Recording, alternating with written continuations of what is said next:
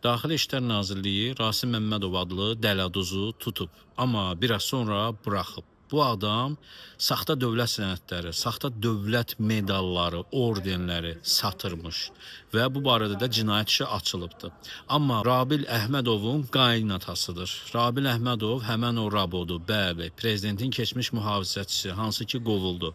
Adam öz keçmiş nüfuzundan, Eyyubovların bunun arxasında durmasından istifadə edərək, bilmirəm necəsə, Vilayət Eyvazovun cəsarəti çatmadı ki, Rasim Məmmədovu tutub axıra kimi saxlasın. Hansı ki, bu dəladuz keçənləri də həbs olunmuşdu.